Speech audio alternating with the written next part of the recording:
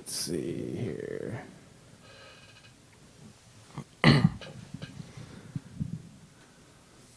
this a little bit here. Maybe we should move this up here. What do you think? Yeah, it sounds like it should be fine up there. As long as it doesn't fall down. There we go. Mm-hmm. Now we got the good-looking Kenneth Cline on here with myself, Adam P. Thanks for the complimentary status. Now everybody's going to update me and say, hey, guess what? Put Kenneth Cline on the People Magazine's Sexiest Man Alive. Yeah, right. Should do that. Let's move back just a little bit so we can see it more. Well, I am single, so yeah.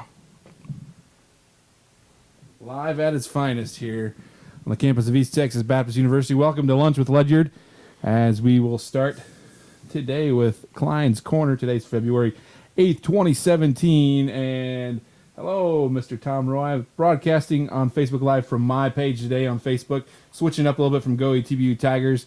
And Lisa Ledyard saying hi, my cousin from California. So good to see them out there. Tom Roy, a good friend from Indiana and Wisconsin combined. So we got Chase Burrow behind the camera today. Kenneth Cline talking for a little bit.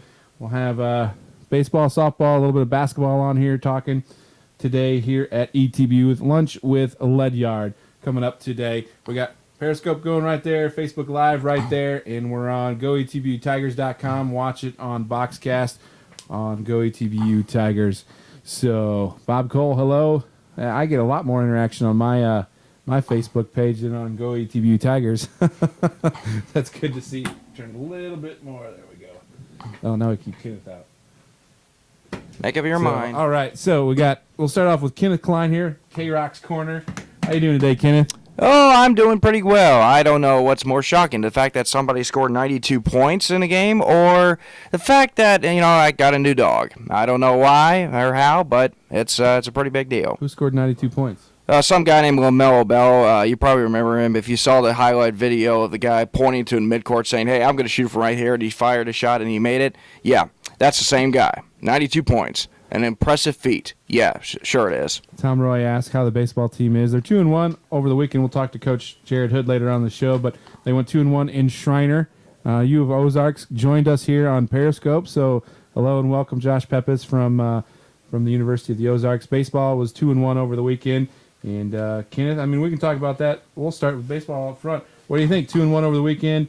They win their first two games against Shriner, and then they have a 6-inning game called because of lights and darkness down in Kerrville. They were down 8-7, tied at top of the seventh at 8, and then they called the game, so it goes back to the last inning completed, so they fell 8-7. Baseball season so far, after 3 games, what do you think? What year is this? 2017? I thought it was like 1908. How can you not have lights? But, obviously, I have no idea. Well, anyways, obviously, a good start for baseball. Obviously, getting the series win, very important and all that. But, obviously, the last game, I really felt like if the game had been completed, they would have found a way to win and all. And, I told Tanner, because I had a bet with him, if he had swept the team, I would have had to wear something, a Dallas shirt and all that, but because of the game, I decided to call it off because I thought that just wasn't a little fair ending. It's not fair when you have to end a game like that. Yeah, well, but I will say this Friday night when we play Centenary, I can guarantee one thing. There will be lights. That's good. Looking at the rest of the ETBU sporting events, men's basketball last week split. They beat Texas Tyler on Thursday, fell to Laterno on Saturday, and then Monday night fell to LC. They're sitting at 13-9, 5-8 ASC East so far before the last 3 games of regular season. What do you think? Somehow I feel like it's like September in baseball season where you're in the middle of a pennant race and all that, and that's exactly where they are. They're currently 4th place right now, 1 game up at LC. Obviously, LC's playing UT Dallas, so hopefully the Comets put together a win while we beat Ozarks. But basically, these next couple games are must-win games. Obviously, a lot of key games in the ASC this week, depending postseason. Women's basketball, 3-19, 1-13 ASCs. They lost to Texas Tyler at home, but then gave Laterno and Louisiana College a run for your money. The young team playing well and trying to push to the end of the season. Hello, Lenny Reich on Facebook Live there over at Mountain Union. Good to see you chime in there. What do you think, Kenneth?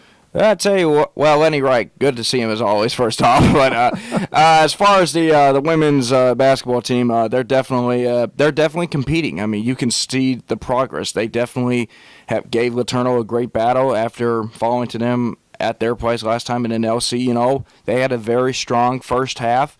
Needless to say, the game did not end up that way. But, you know, you can start to see the progress. You can look at the freshmen. You can see Hannah Holt.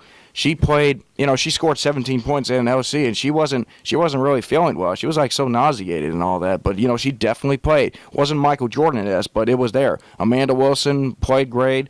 Brittany Johnson's been playing great. You know, these freshmen, this team, this women's basketball team's for real. And I think LC and Laterno and UT Tyler, they got the message right away. And now we got a game against Ozarks, and boy, Ozarks, they're thinking to themselves, if ETBU can steal a win on our place, we got to steal a win from there. So to make it even out in the last game. It's going to be tough 2 games here at home this weekend. Last one is softball. They swept Pacific at home this weekend with 2 big wins, 11-1 and 11-8. Looking good so far, 2 games into the season. Yeah, definitely. I mean, you start to see this new team, you know, they've only played 2 games. The last game was a little bit of a struggle, but very fortunate that they were able to take care of business to get the season started on the right note, and going to be an exciting road trip as they go up to Bellhaven this weekend. So it'll be fun. Any last parting thoughts, Kenneth? I don't know, the Super Bowl game. I mean, I was just, I know. I mean, I'm still kind of a little bit hungover from that, even though it's from the Super Bowl, right? Yeah, totally. I mean, it was no alcohol drinking. No. I mean, I'm of a sports hangover, right? Well, yeah. I mean, I'm 25. I mean, I'm allowed to drink, but you know, I don't drink that much, so I was just kind of. I'm just messing with you, Yeah. Kenneth. We know who you are. Yeah. Yeah, the very, very good game there. Never bet against Tom Brady, as he's probably, if not the greatest, one of the greatest of all time at quarterbacks. And just to clarify, he's the first quarterback to win 5 Super Bowls, not the first player. The first player to do that was Charles Haley. So. Oh, my cousin Megan. Hello, Megan, joining in, saying hello. And also my friend Kyle Young, who played at Michigan, played with Tom Brady and was there for 2 years. He's posting a bunch of stuff on Facebook about Tom Brady, so he's a happy. And I thought Ohio State people don't get along with Michigan people. Oh, I'm not one of those diehards. I used to be, but I got a good friend in Kyle that played for Michigan, so. Yeah, right. I'm not a hater. Yeah. I used to be. He's lying. Nah.